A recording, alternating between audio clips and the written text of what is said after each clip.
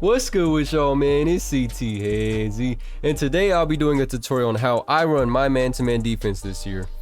But before we get into the video, please consider dropping a like, as it takes me a while to make these. And if you are new to the channel and enjoy PlayNow Online content, please consider smashing that subscribe button, as we are almost there to 800 subs. It's completely free and it'll mean the world to me. And lastly, if you want to get to know me and see me play live on Twitch, make sure you get there. I'll leave the link down below. Now without further ado, y'all, let's get right into it. Alright y'all, so there's two main principles to this man-to-man defense that I run this year, and it's actually pretty similar to my 2-3 zone blitz defense. And the first one is you want to control him or speed him up, and the way you do that is by applying pressure, just like my 2-3 zone blitz defense. So first principle is you want to apply pressure, which controls him and speeds him up. And the reason being is once you, like most players, when they get sped up too fast, they fold because they make too many turnovers and they just get frustrated, and you're in their head at that point. And second, going right off of that, the second main principle is you want to know all your player icons. This isn't a defense where you paint it with one player, and I know a lot of you guys might be doing that. And with that being said too, I was a player like that most of the 2Ks growing up. I would just paint it and make him have to score with the center. But you can't do that no more. If you want to really be a competitive player, you got to be able to control all 5 of your players and not just show him one look. You got to be able to show him different looks. So with that being said, the two main principles are you want to apply pressure by controlling his tempo and his speed, and secondly is you got to know all your player icons in order to do so. Alright y'all, so for settings, man, before the game starts, you want to pause the game really quick and go to defensive settings. And then from here, you'll see this screen, and here's my settings, y'all. On ball pressure is tight, and off ball pressure is also tight. So the reason being is you want to you want your players to be close enough to apply pressure, but you also don't want them to be too close, because if you put smother and deny ball, then players will just go back door and cut on you, and you don't want to deal with that. So tight and tight is what I've been running all year long, and it's worked fine for me. Next, you want to touch right here is on ball screen for both the regular one and the one with the center. For these ones, I put go under for both. The reason being is it's not my team and it's not my park where dudes are coming off the screens crazy and hitting threes. The only player that I will manually switch this for is Steph Curry and Klay Thompson. I won't even do it for anyone else, like even Trae Young, because no one else can shoot at a high efficiency like them from what I've seen in PlayNow Online. So yeah, you want to go under the screen, and if he wants to pull off that screen all day, I'm willing to live with that shot. And then picking off of that too, this is the center's part, which is the hedge, is the next two things you want to touch for the regular one and the one with the center. I put catch hedge, which basically means the center is going to kind of sag back. He's not going to hedge too hard, because if you're running across a player that likes to pick and roll a lot, this will take away the roll, so that the roll guy is not open every single time. Because if he hedges hard, then that roll guy is going to be open like damn near every single time. Okay, and then the next two things you want to touch is at the very bottom are screen help rules and drive help rules. You want to turn both of these to no help all, no help all. The reason being is you don't want the AI to make a weird animation where they help for you and then you get pissed off because you didn't want that to happen. So instead you want it to say no help, because they're gonna just literally stay on their man. They're gonna be stuck on their man no matter what happens. So if you get beat off the dribble, they're not gonna help. So I like doing this though, because I like to be in control of all my players and help when I want to help. And then the last thing for the settings though is you want to change the two primary players, which is the point guard and shooting guard typically that's bringing the ball up. You want to change their extend pressure to say yes. So for example, in this gameplay, I put yes for both Baron Davis and Jason Richardson, because they're the two main guys that are always going to be bringing the ball up. As you guys can see right here, I'm controlling Zion. And when I use the Pelicans, usually it's either Zion or Brandon Ingram that's guarding the inbounder. And I like to use the guy that's guarding the inbounder as like another extra guy to send a body. And as you see right here, he's going to dribble the ball up the court, and I'm going to switch to Zion, and I'm going to try and get a bump steal right here. This is basically you're just trying to speed him up or try to get a bump steal.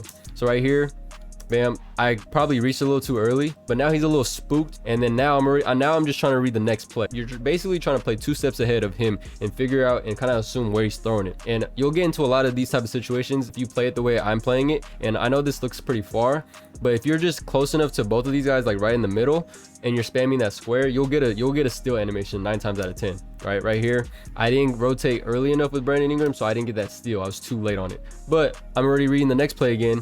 Now I'm switching to Steven Adams, and I'm reading, and I'm playing 2 with 1 right here. And if he throws this pass, I can either steal it or get a good contest on it. And right here, I believe we do get a good contest on it. Yep. And we're going the other way, force him into a quick shot. All right, now here's an example of where I literally just on ball it and get a bump steal. It's really simple. You just run to the side that the ball is being dribbled on. Right here, bam. bam, and right here we just run to that right side because he's trying to dribble to the right side of the court, get to the middle, and we get a bump steal, bam, and we get an easy 2, y'all. All right, so right here's another example where I like to use the inbounder defender, which is Brandon Ingram in this situation, and I just get a bump steal on this one. So the last one that we saw, Zion didn't get that bump steal, but this one I got the bump steal. So basically this just attributes back to that main principle of applying pressure and trying to speed him up. All right, I'm gonna give you guys one more example of me pressuring him with the defender that's guarding the inbounder. And here right now it's Zion. As you see right here, I'm gonna switch to Zion and try to speed him up. And then right as I see him going one direction and going hard in that direction, I'll just switch onto the guy that's defending the inbounder and try to get a bump steal, in which we do again, and we're going the other way for a Showtime slam. All right, so in this example, y'all, this is where I like to do what's called an X switch. And basically what an X switch is, let's say for this example, Steven Adams, he's guarding the inbounder. And there's times where your center or someone that's slow on your team is going to be defending that inbounder guy. And in this situation, I like to player switch and hold that X button so that this slow guy is not guarding him no more. And I'll have him run to the closest guy, which in this situation is Matt Barnes. So that way I can have Ingram switch with him, and now Ingram will guard the inbounder. And now that way I can still apply pressure just like in the last few examples. So as you see right here, I'm holding X and it's pointing at the center, right? Whoever's inbounding it. But as you see right here, now they switch because I was holding that X. And now I can send Ingram up and try and get a bump steal or pressure, basically just pressure him and try and speed him up. And I believe right here, yep, we get a bump steal and we're going the other way for an easy 2. All right, so for this segment, now we're going to get into different rotations I like to make out of a full court man-to-man press. And a lot of this is really just showing with one guy and then rotating with the next guy up and trying to play the passing lane and play 2-on-1. And we'll dive into it right now. All right, so for this first one, y'all, as you see right here, he's player controlling, I believe this is Baron Davis, and he's running towards his teammate, which is not really smart because then it just makes it easy for me to defend him, right? So when this happens and both of his guards right here in the backcourt are really close together, I'll player switch to the other guard and I'll send a double team. And all you do for sending a double team is hold L1 down and it'll make the 2 closest guys double team. And because he made it so easy for the double team, they literally would just right here, bam, we're straight into a double team. And whenever this happens and your opponent tries to make a pass, especially a bar pass, they throw that thing to the moon. And I don't know but you will see this animation happen a lot, especially when he tries to throw this full court pass when he's being double teamed. He'll literally throw it to the moon. So if we go back and look, as soon as I send my double team, I'm already switching onto Ingram right here. You already see it. I'm already switched onto him and I'm sprinting up the court right here. Bam. And because Ingram is lengthy and he's quick enough to get there, this is a steal. And we're going the other way for an easy 2, y'all. All right, so in these type of situations right here, when the 2 guards are not very close together and you can't send a double team, I won't send a double team, but I'll still run at him, but I won't even do anything with this guy. I'll just run him at him and show a body and then rotate. So basically what I like to call this is show and rotate. So I'll show Danny Green, which is the opposite guard, then I'll rotate. And you have to be able to look down the court and see who's the closest man up for that steal, that next steal to Klay Thompson or whoever this weak side guard is. And it's Kyle Lowry, and I switch onto him and bam, we get a steal. Turnover, we're going the other way for an easy 2. I'll run that back for y'all in real time. So here it is again. Bam, I show Danny Green and I rotate with Kyle Lowry. Bam, and we're going the other way. All right, so for this next rotation, it's slightly different. It's going back to that inbounder defense that we were looking at when I was showing you guys that Pelicans gameplay. And so right here, because you don't want to keep showing your opponent the same looks, you got to switch it up. So I went back to this rotation where I show, and I actually tried to go all in and get a bump steal with Kyle Lowry right here, bam, but I mistimed it. So immediately I'm already switching onto Danny Green and I'm trying to play 2-on-1 in this situation and just trying to get a turnover or speed him up, right? So I already reach right here. I see that he doesn't throw it. Now I switch to Siakam and Ibaka because they're the back 2 guys and I'm trying to play 2-on-1 with these 2 guys or these 2 guys. And I guessed wrong. I guessed a second late. I was assuming he was going to throw it to this side of the court, but he threw it to the right side of the court. If I would have just switched to Ibaka instead of Siakam, I would have got a steal right here as long as I press square. But I switched too late. And the AI actually tried to help me right there. But nonetheless, that's a solid rotation. All right, so in this example, I send Kawhi, which is the defender guarding the inbounder, to double the ball, and then I rotate with Kyle Lowry. As you'll see right here, bam, he makes it too easy. He catches the ball really deep, and he still has so much floor to cover, right? And then I rotate up with Kyle Lowry because I'm assuming that he's going to throw it to Giannis, right? Which he doesn't, okay? So now I'm already reading 2 steps ahead, and I switch to Pascal because I try to read that next pass, which is to Dante, right? He doesn't throw it there, but I'm still in position for this because I'm in that direct line of pass and Pascal got length. So I'm spamming that square and bam, we get a steal. We're going the other way. I'll play that back for y'all in real time now. So we send a double team here. We rotate up with Kyle. We rotate up with Pascal. And now we're reading that next pass and we're in the passing lane going the other way. All right, y'all. So here's another example where we show with the weak side guard in the backcourt and then rotate up with the closest guy up in the front court, right? So right here. So yeah, here it is. Danny Green, I'm going to show and leave Pat Connaughton right here, bam, and I already know that Danny Green's way out of play. He's not close enough to get a bump steal, so I switched to the closest man up, which was Pascal Siakam, and Siakam's really good at this. The guys that have length basically are good at this right here, playing 2-1 again, and bam, we get a steal. I'll play that back for y'all in real time. Here it is. We show with Danny Green and we rotate up with Pascal Siakam. Here's what happens if your opponent beats your 2 guards or even actually 3 guards up the court, and you want to show and rotate with the last 2 guys in the backcourt, which is your power forward and center. Now you have to do this quick, y'all, because right here, as you see, I show with Pascal and I switch to Ibaka, but Ibaka, and if you have a guy like Brook Lopez, for example, that are slow, you got to do this early because as you see right here, I did it late and bam, I wasn't there in time for the steal. Whereas if I would have just did this a little bit quicker, that could have been a steal, right? So going right off of that last example of where we rotated too late or too slow, we're going to do the same exact rotation here, right? Where he beats my 3 guards up the court, right? I try to get this steal with the defender guarding the inbounder, which is Kawhi. He beats all 3 of them. Now I'm showing with the next guy up, which is Ibaka, and this works out better for me because Pascal was faster, so it played into advantage for me at least. So I show with Ibaka and I immediately switch because I know he's gonna throw this pass, and I switch quickly and rotate over, which I don't get the steal, but we sped him up, which is what we want to do because it's one of our main principles, and we get a block, and we didn't get the ball, but we got to stop right there. All right, so now here's an example where we make the same rotations, right? He beats me up the court. He beats all 3 of our guards because he runs and tries to throw this full court pass, and I show and rotate with my 2 last guys in the front court, which is Pascal showing, and now I immediately switch to Ibaka, and we actually get the steal in this one because we rotated quickly enough and saw the play coming. All right, so with this rotation, y'all, is where he beats me up the court again, so I can't really do anything with Danny Green or the guy guarding the inbounder, which is Kyle Lowry. So I show with Pascal and then rotate with Ibaka so that I'm playing 2-1 and trying to play that passing lane, right? So I show, quickly switch onto Ibaka, and I'm in the lane, pressing square, trying to get this steal, right? He doesn't throw it initially. He thinks it's still open, but it's not because I'm literally in that direct line. Bam, we get the steal, and we're going the other way for an easy 2.